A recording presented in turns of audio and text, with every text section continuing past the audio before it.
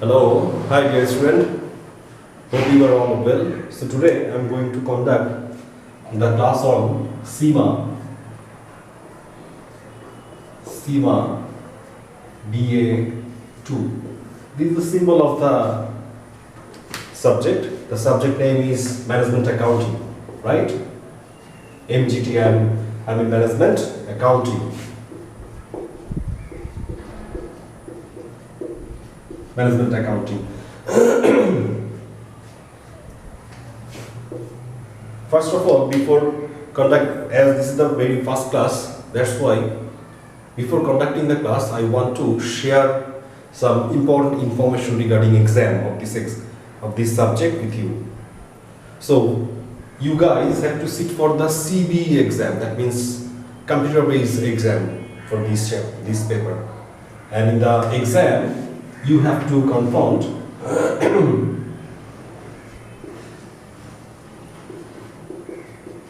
60 questions. 60 questions and marks, that is 150 scale score. I will talk about this scale score later on some classes. But today, only for discussion, only for some information sharing, you have to confront 60 questions, and all 60 questions will be MCQ type questions. There may be blank. You have to fill in the blanks. There may be MCQ questions. Even there may be multitasking questions.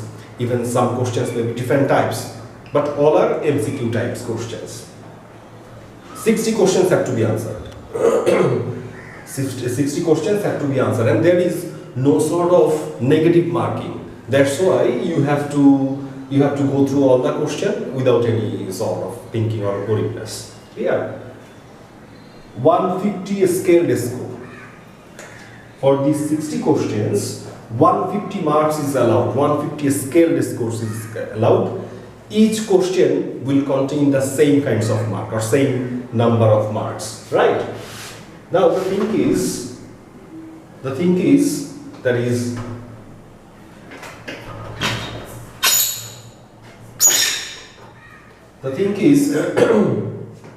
if you want to pass, you have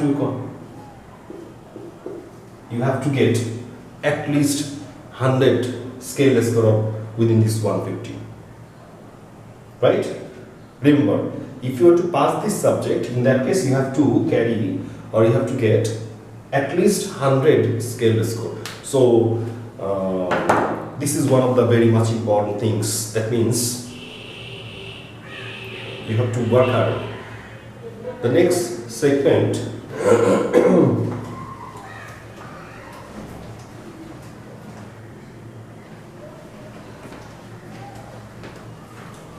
the next important factor is time, right? Timing. In exam hall, you will get 120 minutes, right? 120 minutes to answer these 60 questions. 120 minutes, I mean 2 hours. 2 hours to answer these questions. So within these 2 hours, you have to sit for the exam, and you have to confront 60 marks, 60 questions, 150 scale score, and to pass this subject, you have to get at least 100 scale score, right? Okay.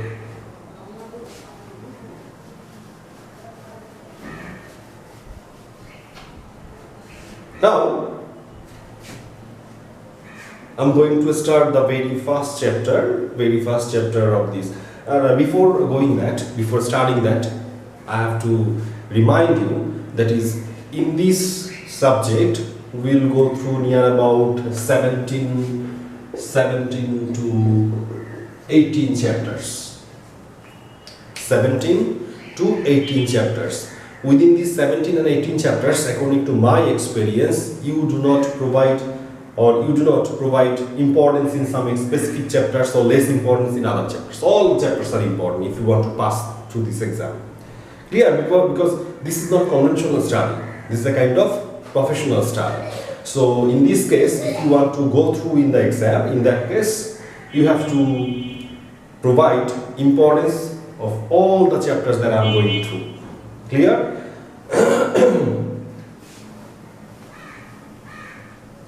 Now this is very short brief regarding exam of this chapter, exam of this subject. Now I'm going to start the very first chapter of this management accounting, that is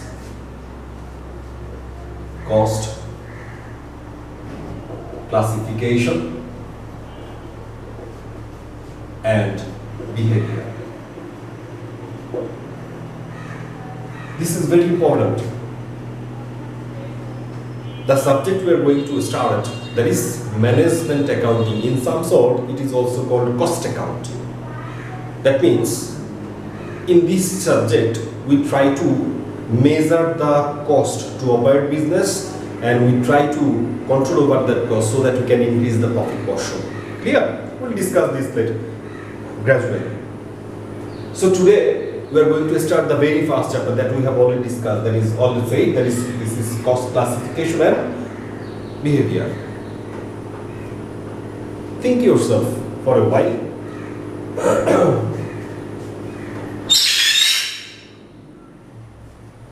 That is why we need to talk about this cost. That means, if you think yourself, suppose think about the SOFP or balance sheet.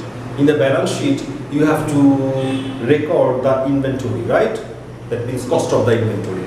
So, if you want to record the valuation of the inventory in the SOFP or balance sheet, you need to find out the cost of that. Then if you think about the income statement or SOCI, statement of comprehensive income, in that case you have to find out the cost of goods sold. To find out this, you need to find out the cost of the inventories. Then, if you want to set up the selling price of your manufacturing goods, of your produced items, I mean, it may be goods or it may be service. In every case, first of all, to set up the price, you need the cost of that, right? Okay. Even how much you are going to produce for the next forthcoming period. In every arena, when you start budgeting, budget means you have to identify or you have to know the cost. So that's why cost is very much important. And cost accounting or management accounting is all about that. So the chapter is cost classification and behavior. In this chapter, we try to focus what are the different types of costs that may be confronted by you if you want to run any business, and how they behave, right?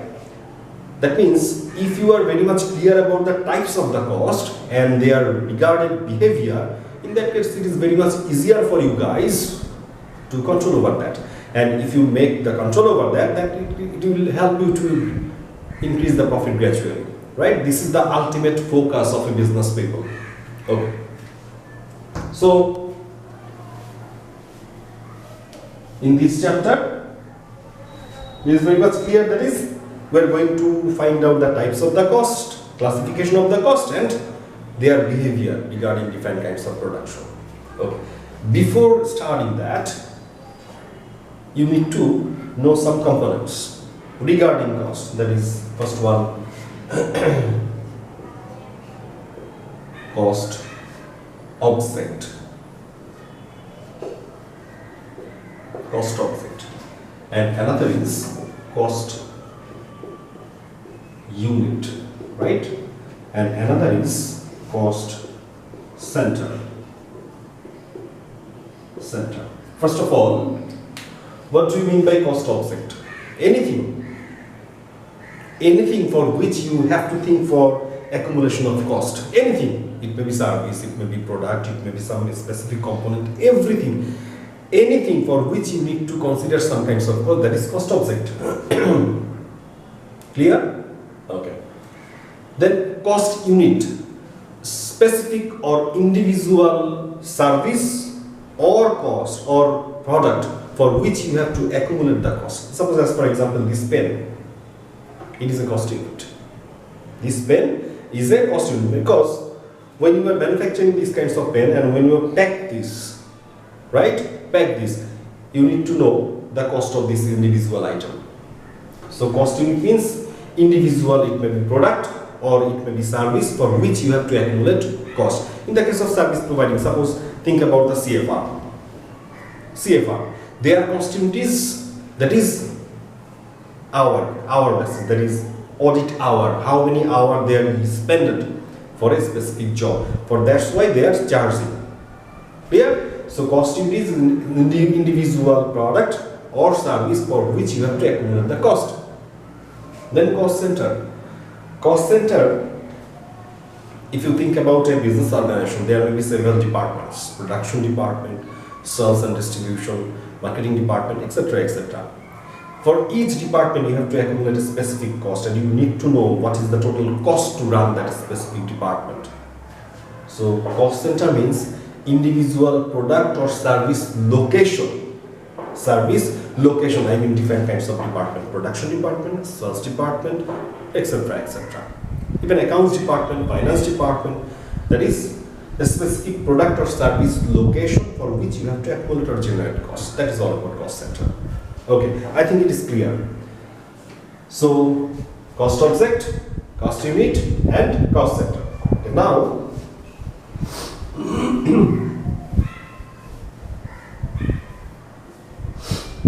now we'll talk about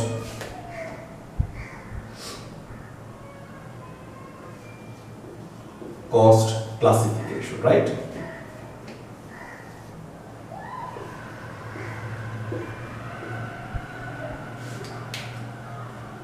Earlier, we have discussed the importance of the cost. So, if you want to deal with the cost, first of all, you need to know their classification, or what are the different types of cost that you may have to confront it, right? Cost can be classified in different way. Initially, we'll discuss, that is, cost can be classified in 4 different bases, or you can say depend upon 4 different dimensions. As for example, suppose human being, male, female. This is the classification of gender diversification. Hindu, Muslim. This is the classification of religion, right? So just like this, cost can be classified depending upon 4 different dimensions, or you can say 4 different bases. What are the bases? That is element, nature, behavior, and function.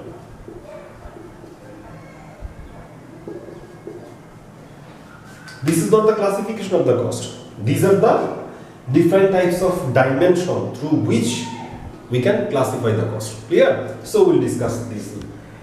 First of all, we'll discuss the elementary basis.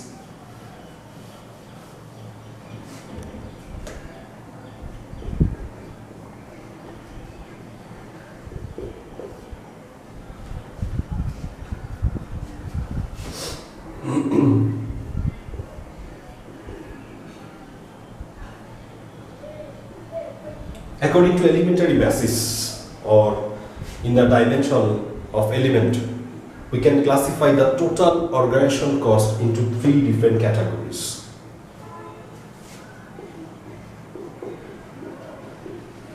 Material,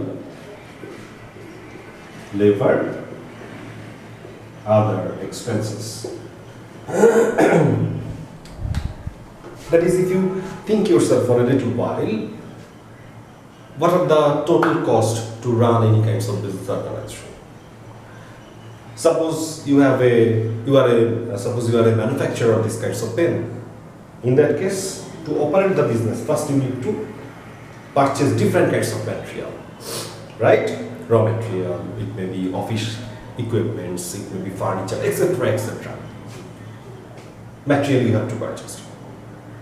So all kinds of cost which is accumulated as a kind of cost for which is accumulated because of purchasing the material, that is as a whole, is called material cost. Labor, after getting the material, you need to go for the production. To run the production process, you need labor forces to employ it. And whatever the cost generated to operate the labor forces, that is as a whole, is called labor. Other expenses, except material and labor forces, there may be several kinds of expenses, several kinds of cost that you have to confront it, that you have to provide to operate the business. Those all kinds of cost is in this segment, other expenses. For example, if you want to run a machine, you may need gasoline, it may need electricity. That means you may have to provide electricity bill, you may have to provide gas bill, you may have to provide different kinds of office expenses, etc., etc. So material, labor, and other expenses. So these are the classification of the total organizational cost depend upon elementary basis. Is it clear? Okay. Now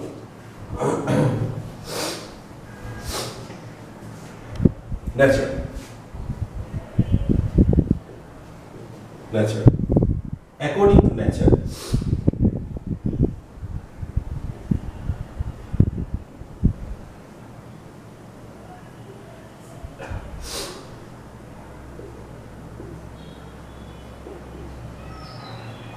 direct,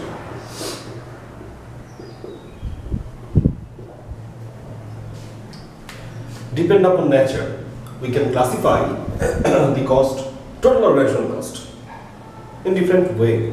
That is, we can classify the cost in two different segments. One is direct cost, another is indirect cost. So what do we mean by direct and indirect cost? Just this is our example, right? Standard example. So you are the manufacturer of these kinds of pen. If you want to manufacture or produce this pen, first of all you need to buy the raw materials which is required to produce this pen. That means if you look the unit, plastic is a kind of raw material. You need to purchase plastic before production, right? Different kinds of ingredients, even ink is there. So plastic is the direct material for this purpose. On the other hand, in case of producing these kinds of unit, you need to buy different kinds of office material, office furnitures, office equipment is also there, even some other kinds of material is also there, which are not directly related in the case of production process. So we can say, what do you mean by direct cost? That is all those kinds of cost which is required or which is directly related with the production process. Even if you think about the labor forces, some assembly workers are there who are directly involved in producing the pen, right? Security guard is also there, drivers are also there, some other management is also there, management employees are there, right? So all these are not directly related to the production process. Only the assembly workers are directly related to the production process. So assembly workers are direct labor and others are indirect labors. So what do you mean by direct and indirect? Direct cost, all those costs which are directly related with the production process. And indirect, all those costs which are indirectly related to the production process. This indirect cost also called overheads. Overheads, right? Now, regarding this segment, another important thing is there. When I'm providing any kinds of a star, these stars should be memorized because different kinds of questions that you may have to confirm depend upon this star mark discussion. Okay. If you want to say, initially we can say if the costs are directly related to the production process, direct cost, and if the costs are indirectly related to the production process, those are indirect costs, right? Okay. But the fact is, if you want to clarify a specific cost as a direct portion of cost, in that case, the cost should fulfill three important criteria, or you can say characteristics, at the same time. What this means? That is, if you want to say this is a direct cost, the cost should fulfill these three characteristics or criteria at the same time that we are going to discuss. Number one,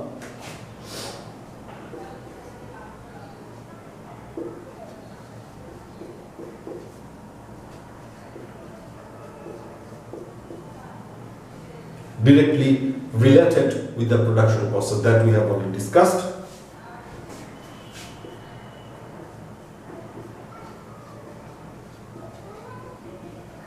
Economical value. The cost should have economical value with the finished item. Suppose think about the t-shirt I'm buying.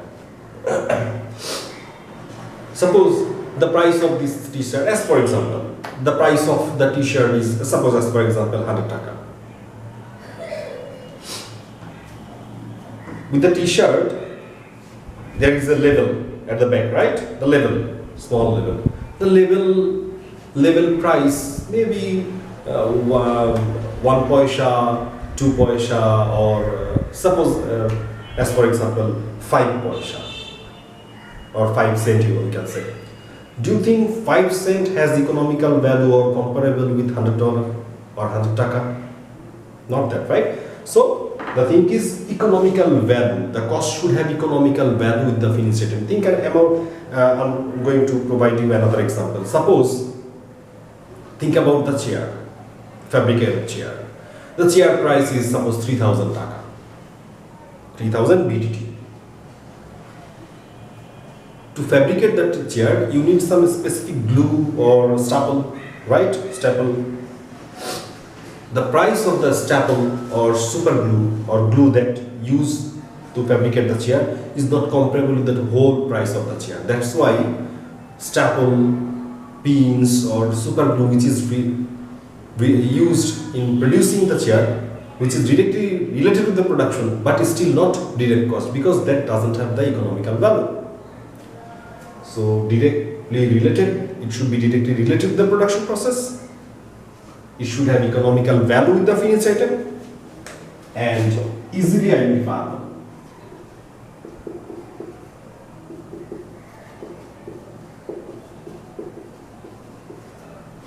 The cost should be easily identifiable with the finished item. Suppose when you are seeing a chair, and if I ask you what are the different kinds of material that required to manufacture or produce the chair, you will answer me fabrication, maybe iron, etc., etc. I do not. It may not possible that you will also say super glue will be there, staple pin will be there, because super glue is not easily identifiable, right? Just like the label added with the t-shirt behind, that is not easily identifiable. So if you identify any cost as a direct cost, in that case the cost should be fulfill 3 different criteria at the same time. If any of this criteria is absent, in that case you cannot say that is a direct cost. So what are the characteristics? The cost should be directly related to the production process. The cost should have economical value, and the cost should be easily identifiable from the unit. When all these criteria is fulfilled by a cost, in that case you can say this is a kind of direct cost. Otherwise that is indirect cost. Clear? Okay. So this is the classification of cost according to nature. Now we'll discuss behavior.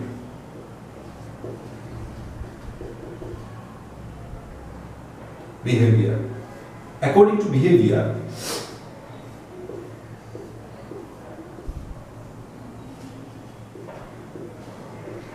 variable,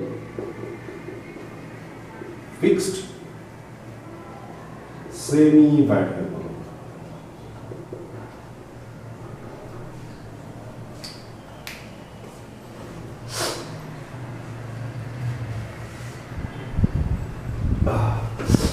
One important thing, the students who are following my classes abroad or following my classes in distant learning process, I have already sent you the hard copy, right?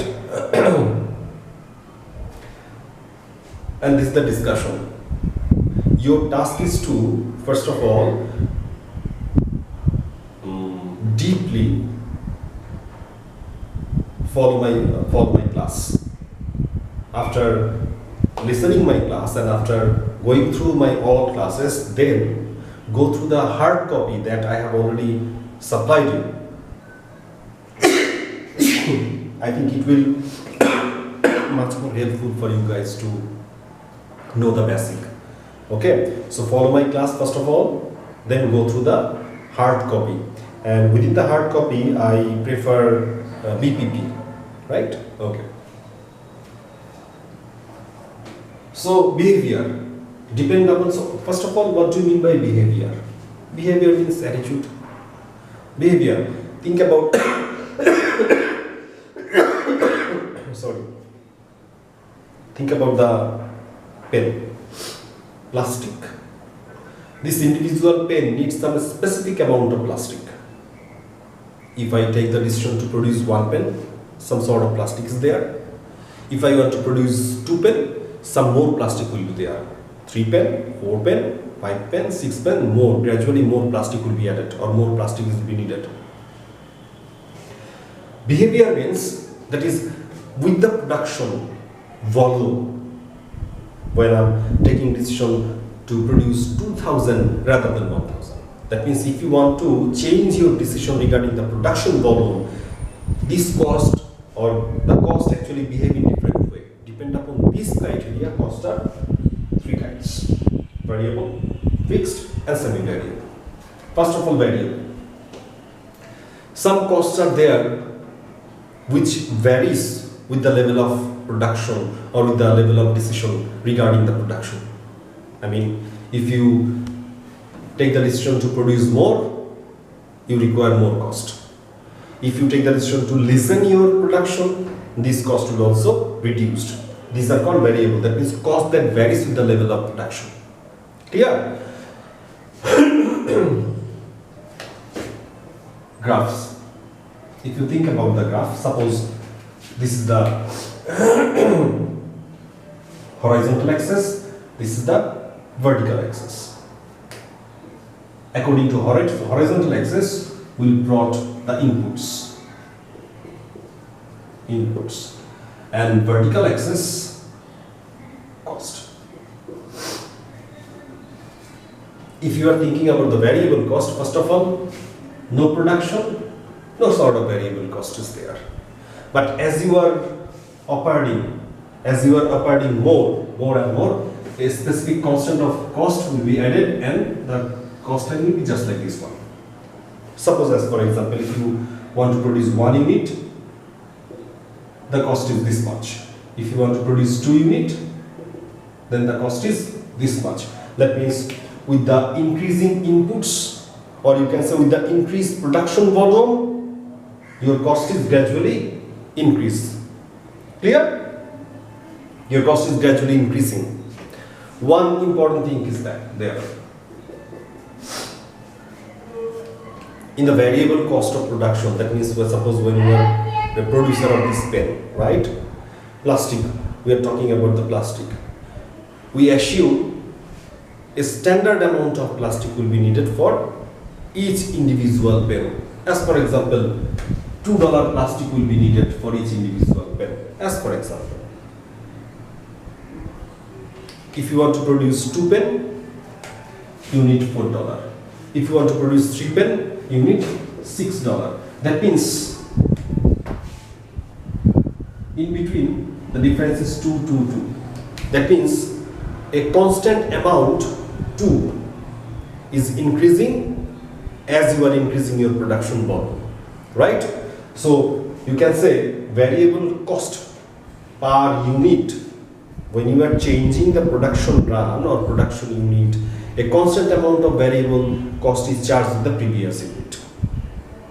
As the change is constant amount, that's why the variable cost line is a straight line. If this increase is suppose to 1, 1.5 or just like that, is different. If the change is not occurred in the constant way, in that case you may not get the straight line. As in the case of variable cost, all the changes are in a constant way, constant Well, that's why you are getting a straight line. Clear? Okay. Now the thing is fixed cost. What do you mean by fixed cost? Fixed cost,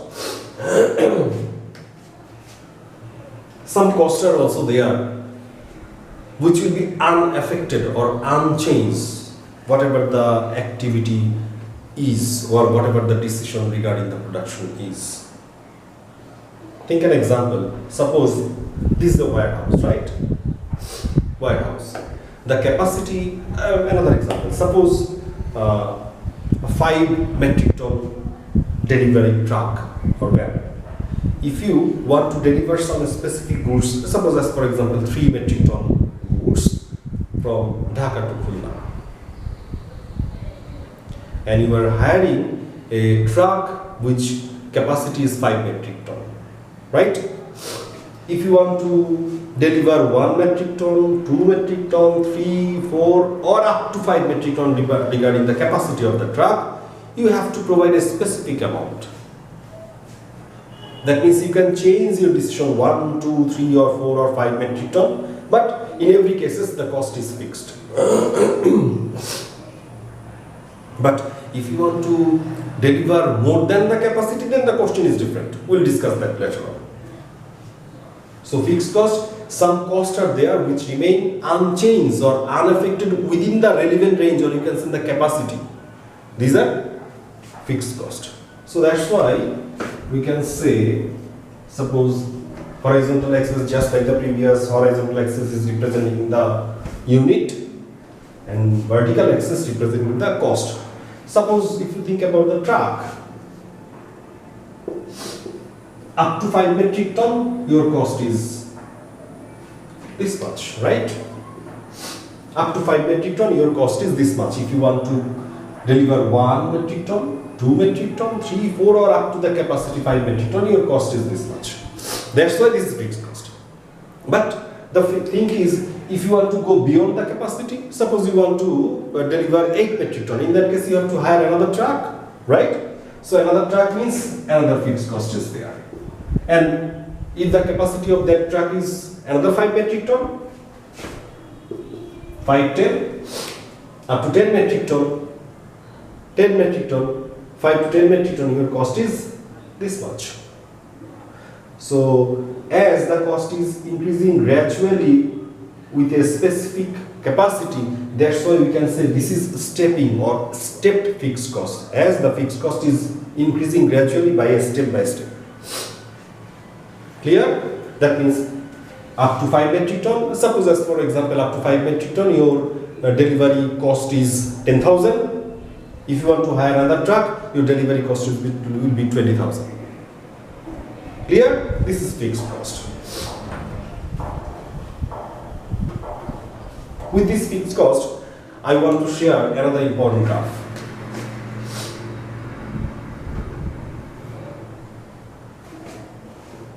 FC means fixed cost,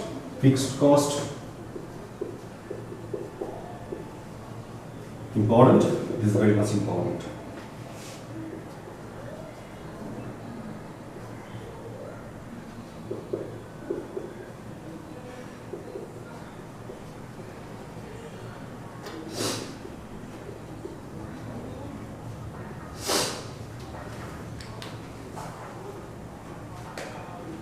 The cost will be just like this one.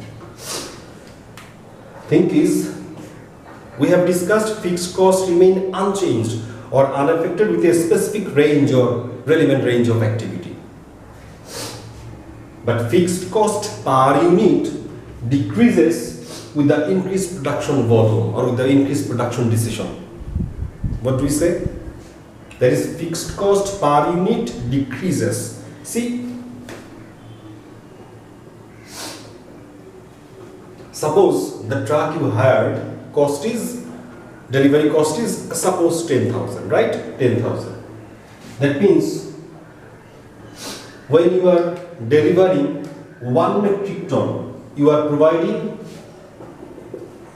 suppose $10, right? $10 is the fixed cost, and its capacity is to deliver 5 metric ton.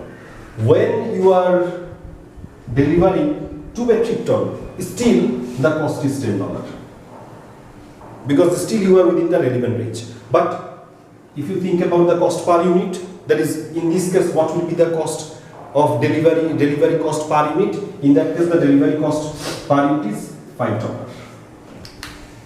Here the delivery cost of this 1 ton is $10, but when you are delivering more, per unit cost is $5, and it will lower, reducing gradually as you increase the production volume. So fixed cost per unit decreases with the increased production volume, but this decrease is not in a constant way. That's why the line we are getting here a curved line. This line will not be just like this. In your exam hall you can be asked the question, which one is the fixed cost per unit? Obviously this one, not this one. Clear? Okay. Now we are talking about the semi-variable cost. It is a specific kind of cost.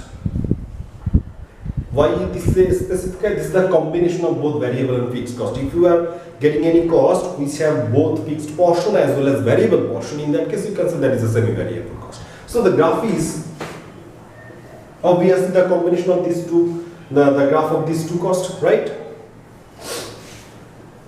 See? Think about the telephone bill or postpaid telephone bill according in our country. If you have a postpaid telephone, cell phone, in that case, each and every month, either you make a call or you do not make any kinds of call, still you have to provide a specific charge, monthly charge. So this is fixed. So this is fixed portion, FC, fixed cost. And obviously for each unit of call there will be a charge which is called variable cost per unit.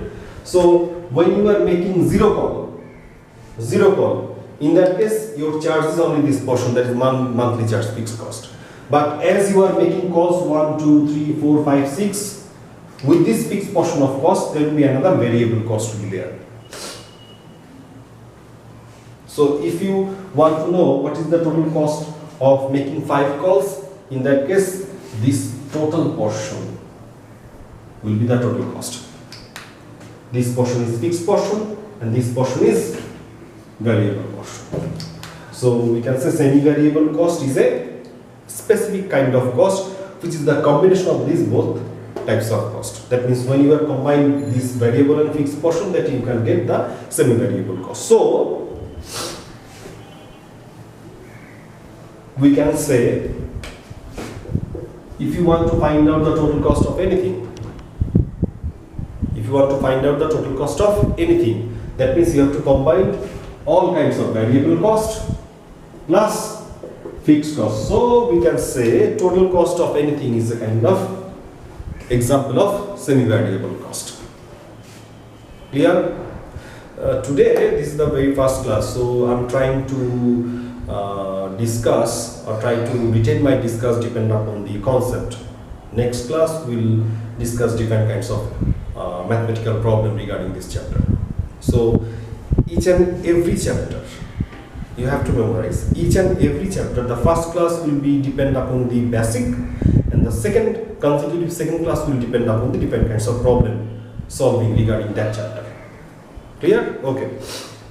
And the important thing, that is, you have to save the videos of this class according to class number. So today this is the very first class, that means class 1. This is the class 1. You have to save the video regarding this name. This is class 1, and the chapter is cost classification and behavior. Okay. Now one important thing regarding this behavior approach. Star. Now we are very much clear about what do you mean by variable, what do you mean by fixed, right? Okay. One is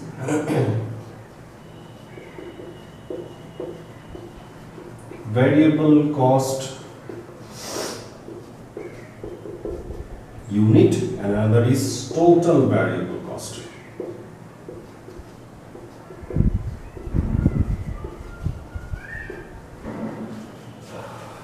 The relationship between these, we are talking about this one. V equal to smaller v and q. See, we require $2 plastic to produce each individual pen. $2 plastic. That means this one is 2. If I want to produce one pen, I need 2 taka. If I want to produce 2 pen, I need 4 taka. If I want to produce 3 pen, I need 6 taka. That is, with the change of the production number, variable cost per unit, that is material required, is constant. We have discussed earlier. So we can say variable cost per unit 222, variable cost per unit is a fixed unit.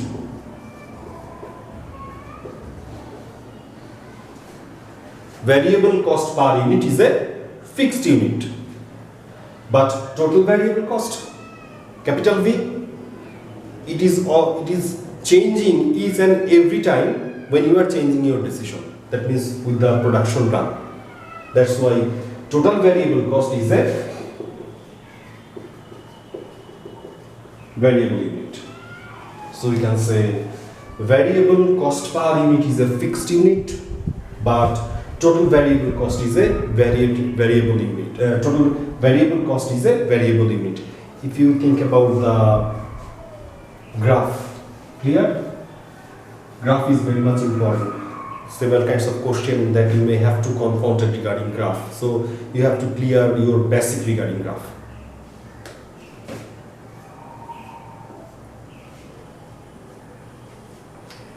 When you are seeing these kinds of graph, it will remind you this is a kind of fixed cost graph, right? At the same time, this is the variable cost per unit. You are increasing the production, but each time your variable cost per unit is same. That's why this is a fixed cost, as we already discussed earlier. At the same time, this is the graph of variable cost per unit.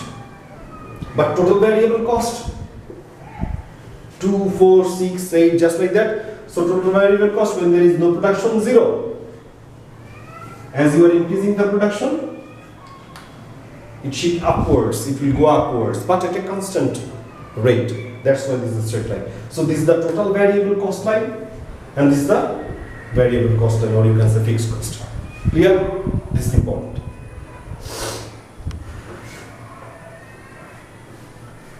Now we'll discuss functional basis. Function.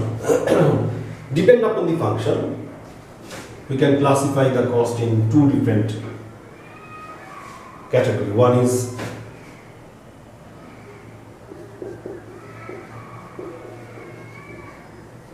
functional, non-functional.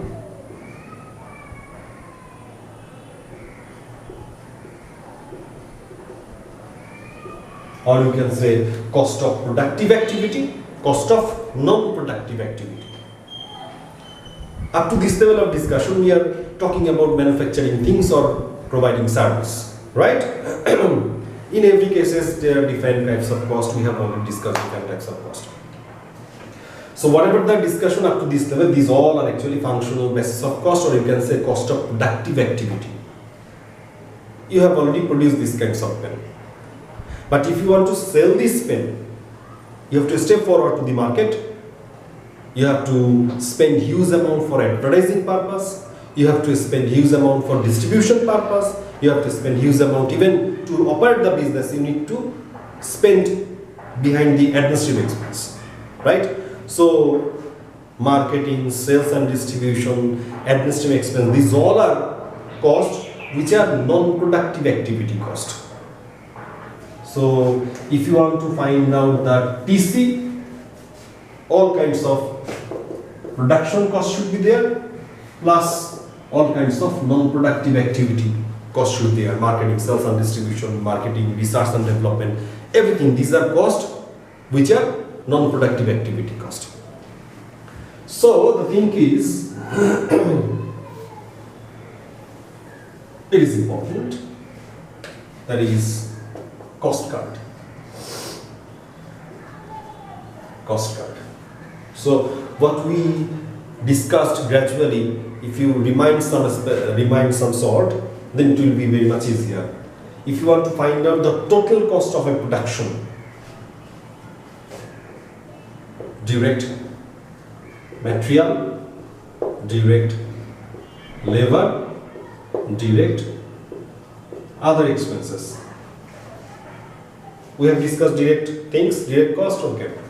So when you are adding these three components, direct material, direct labor and direct other expenses of producing any sort of things, that will provide you the prime cost. So if you guys are asked in the exam, what do you mean by prime cost? Prime cost is the combination of all kinds of direct cost. Direct cost. These all are production related cost. Production related direct cost. So obviously there will be some kinds of non-production related indirect cost or overheads we can say. So with this we'll add overheads or indirect cost. Indirect cost. These all are production related. These are production related direct cost and this portion is production related indirect cost. So when you are summing up these overheads with the prime cost, it will provide you total production cost, because up to this level we have combined all kinds of production related direct as well as indirect cost. This is total production cost. Now non-productive activities there, you have to add non-production cost with that. We have discussed this non-production cost in the functional basis. Non-production cost. So when you are adding non-production cost with the production cost, there is no other cost is there. So it will provide you the total cost. Now you can add some margin. Margin we will discuss later on, which will provide you margin and profit portion. It will provide you the selling price. That is when you have the information regarding the total cost of producing that with a specific percentage of profit, we can say margin. You add that and then you can set out or then you can find out or set a standard selling price of an individual product. This is the way.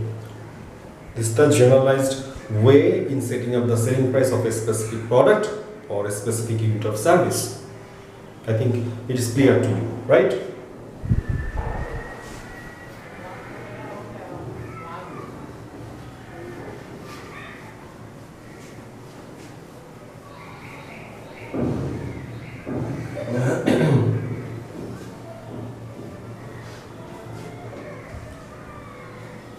Today I will finish my discussion with a mathematical problem regarding this chapter. We have discussed that is total cost equal to total variable cost plus fixed cost of anything. This V we have already discussed, variable cost per unit into quantity produced plus FC. You guys may have to confront some kinds of forecasting problem. Forecasting problem means, suppose as for example, production cost 10 units $100, 15 units $200, 20 units suppose to $70. Forecasting. Suppose as for example, you guys are providing this historical data. Historical data means previous. Previous in different period, when you produce 10 unit, it requires $100 to production. When you produce 15 unit, it requires 200, 20 to 70, just like that. Now the question is forecasting. that is in the next forthcoming period you are going to produce, suppose as for example 50 units. So what will be the cost required that? That means what will be the required total cost of that.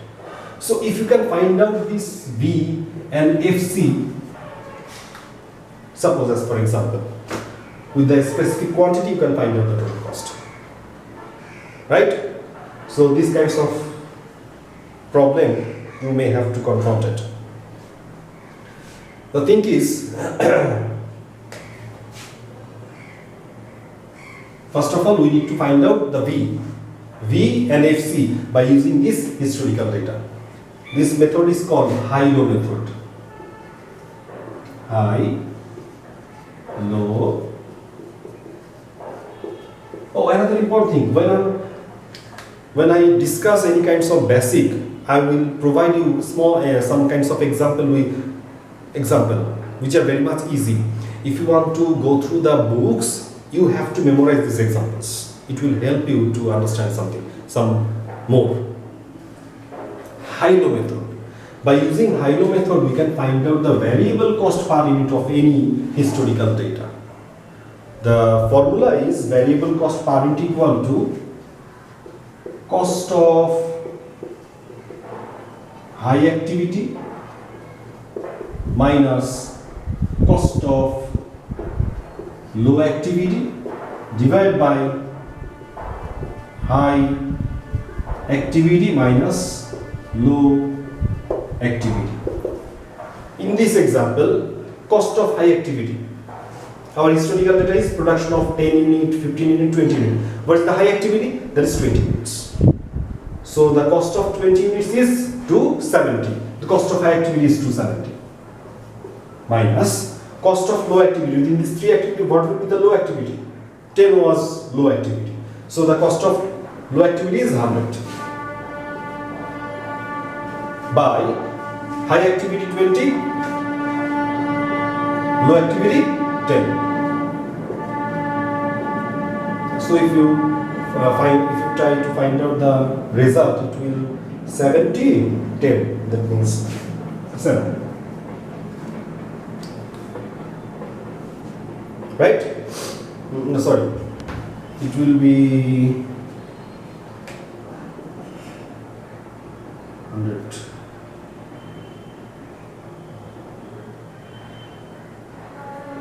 70 by 10 equal to 70. Right?